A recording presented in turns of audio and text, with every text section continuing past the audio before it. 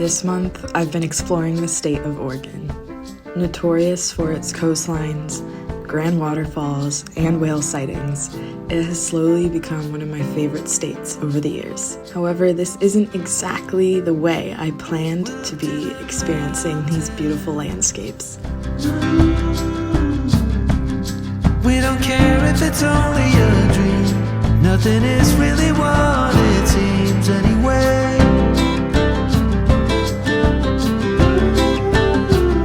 Now little by little.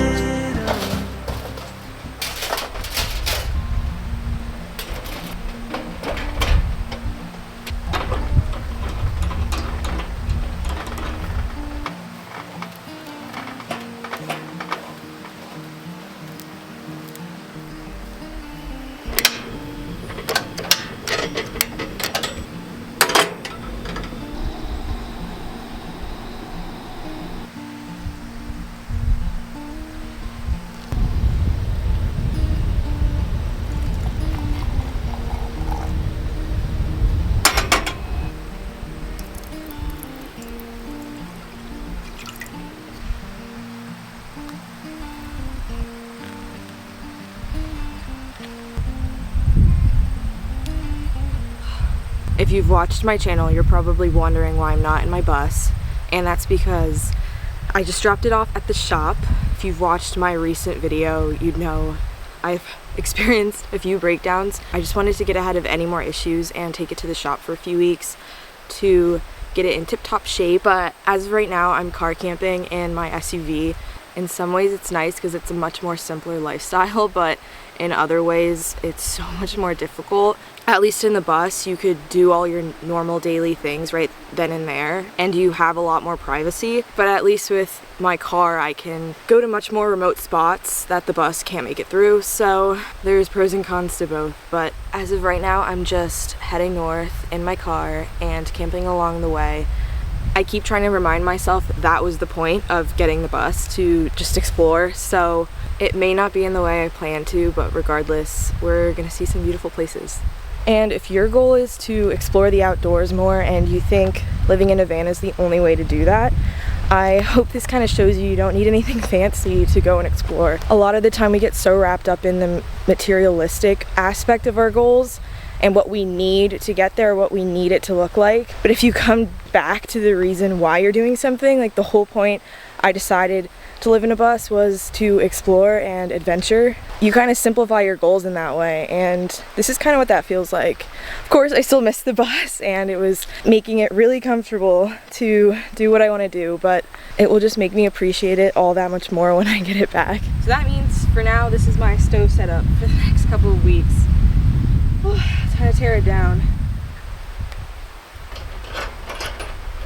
I mentioned while I was in Yosemite that I lost my last propane camp stove. So this one is a new one, if you're wondering how I have this.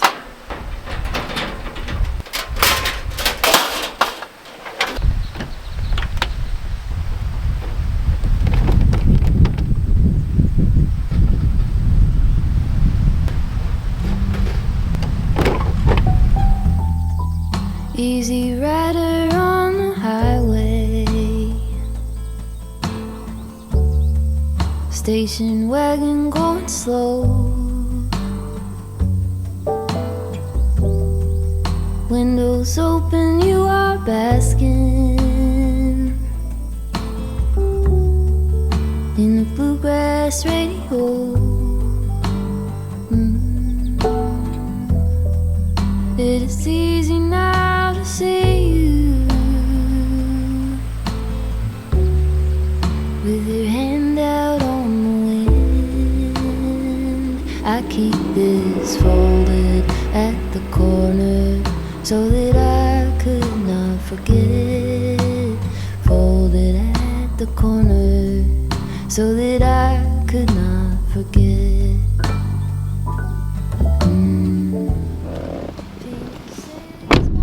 I went to Oregon like 4 years ago now, and I remember the coast was super laid back, I guess I would say, about overnight camping. But I've heard recently it's gotten more strict. Everywhere's gotten more strict, especially out west. I just don't think it's what it used to be.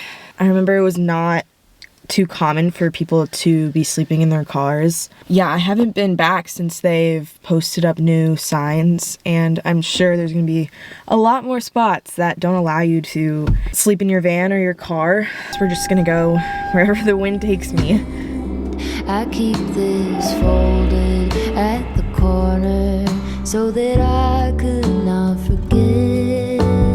Folded at the corner so that I could not forget.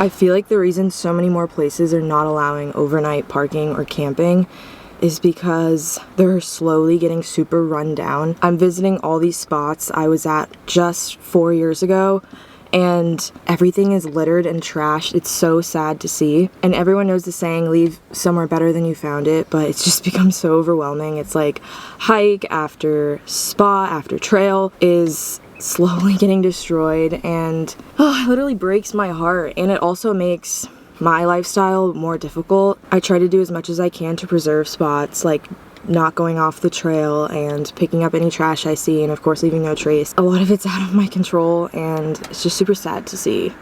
There are a lot of upsides with social media and normalizing van life and other nomadic ways of life, but I kind of daily witness firsthand how much the internet has ruined nature in a way.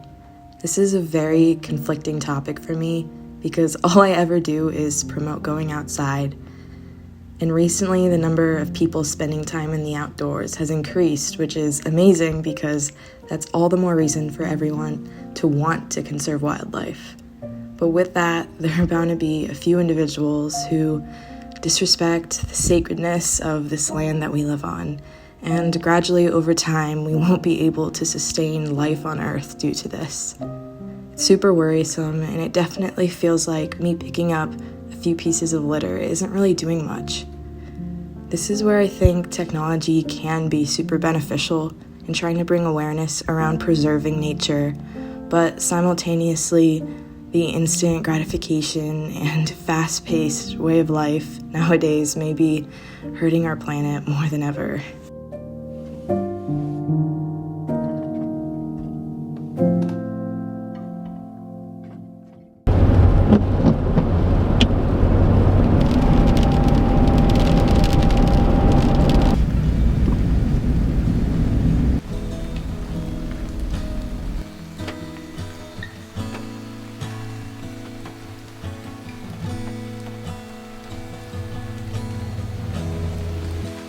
Vitamins and history books,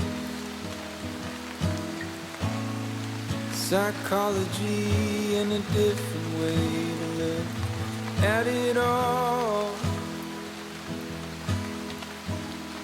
'Cause my perspective is broken.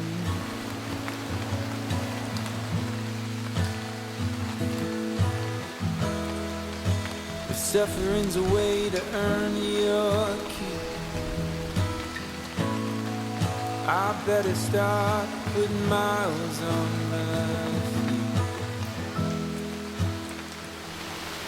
But I'm so tired wandering.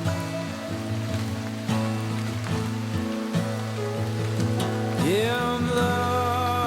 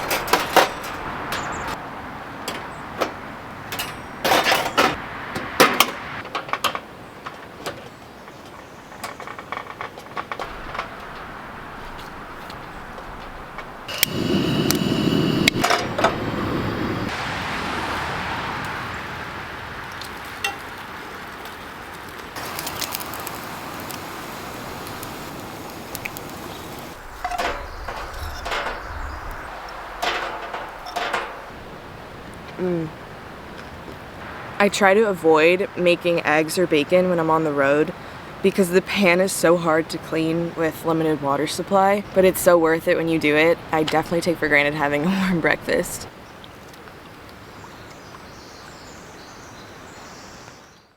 Then, a few hours later, something a little unexpected happened. I just dropped my drone in the water.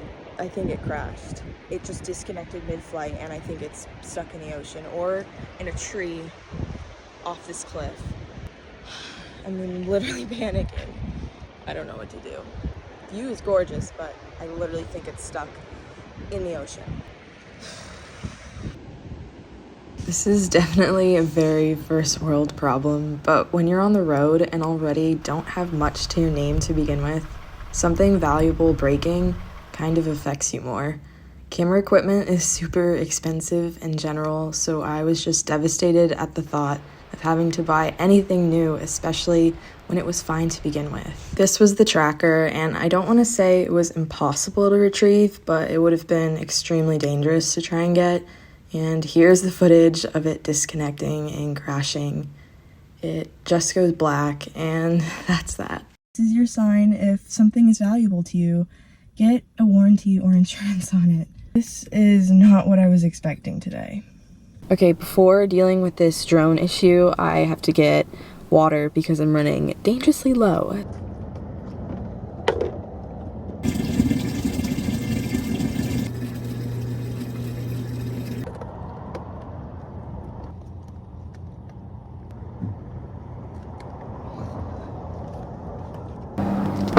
All right, I'm all filled, and I think for the drone situation, I'm going to try to order it to a store. The nearest store isn't for hundreds of miles because there's no major cities where I am, so I'm gonna have to awkwardly time it because it can't come for another week.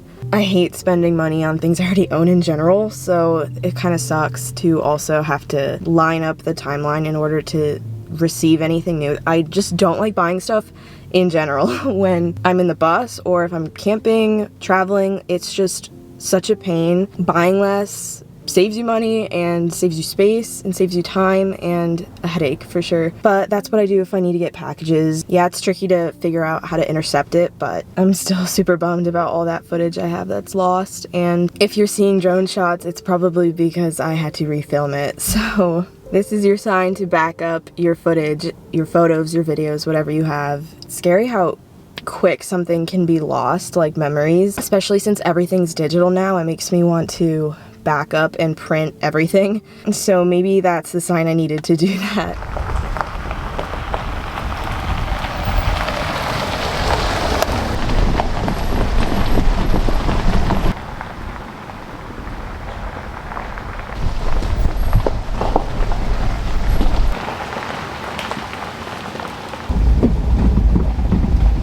Sometimes I go places that are too secluded, if that's a thing. I know a lot of selling points about van life is it's off-grid, and sometimes that's the best, but sometimes it can be a little too sketchy. You realize you're a bit too off the grid, and that's kind of what happened right now. So I'm turning around just because I trust my gut. I gotta find a different spot to park for the night. Okay, I came to a different spot. I don't know if it's any better. Sometimes the woods can feel like a safe, peaceful sanctuary, and other times it can just feel creepy, and for some reason today's just one of those days. I don't know if I'm being paranoid or it's just an off day. Regardless, I'm super tired and it's about to get dark soon, so this will do for tonight. 99% of the time, I feel safer tucked away in the forest than I do going to the grocery store. One of the most exhausting things about solo traveling as a woman is constantly having to be aware of your surroundings and prepared for anything at a given notice. I always have to make sure I have protection with me, and I'm almost always considering my safety above all else. It can feel draining at times to constantly be on your toes, but honestly, the only scary experiences I've had were always in a city. That's not to belittle cities, because that's where communities lie, and it's definitely something you lack out here in the wild. I've learned that there's always going to be something missing if you focus your attention to that, so it's best to just be present with where your feet are and appreciate what does lie in front of you.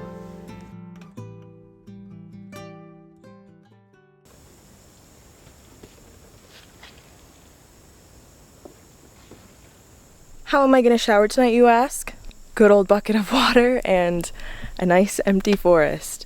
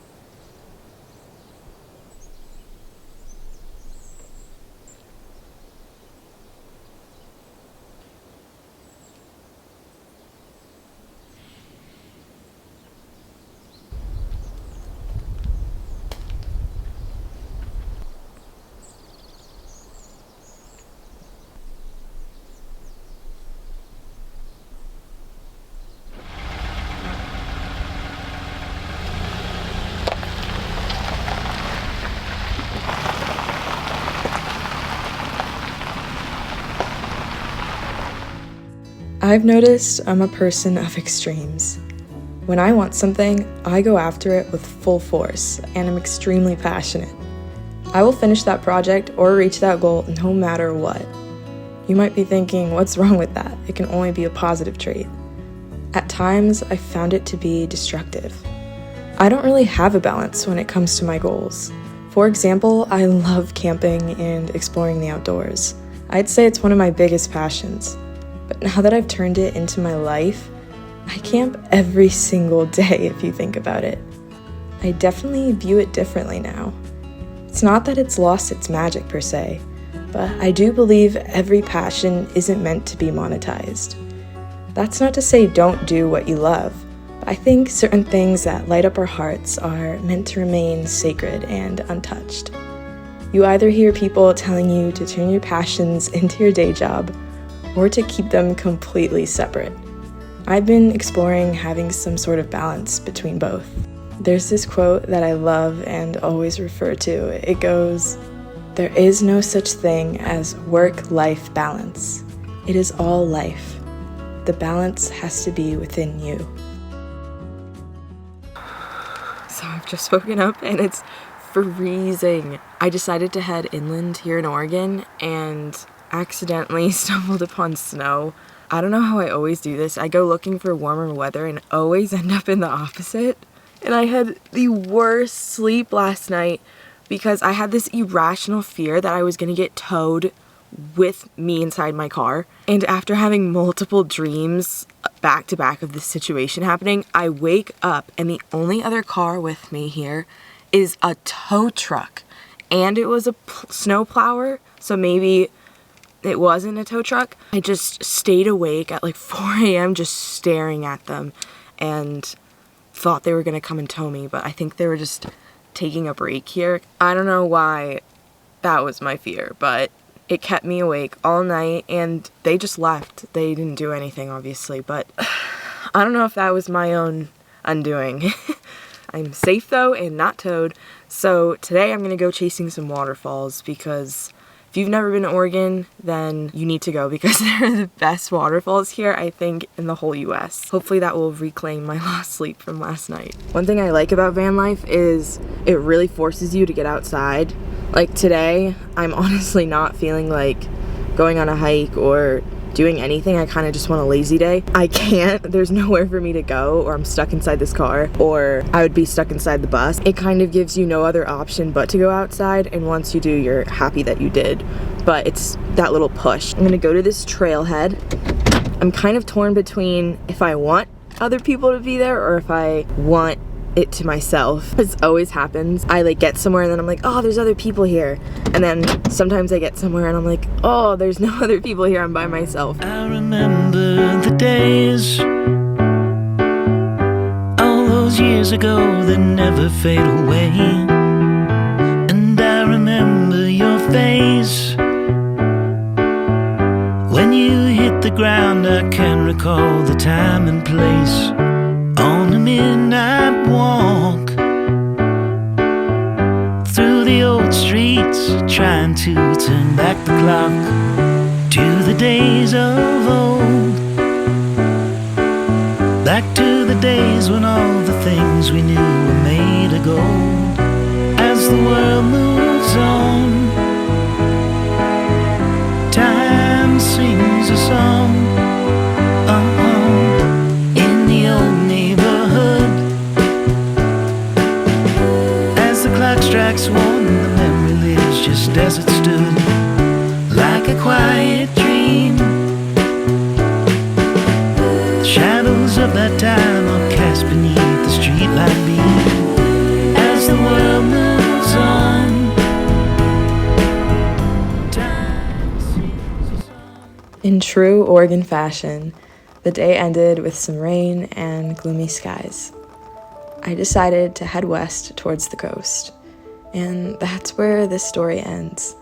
I appreciate everyone watching and all your support recently, and I'll see you next time.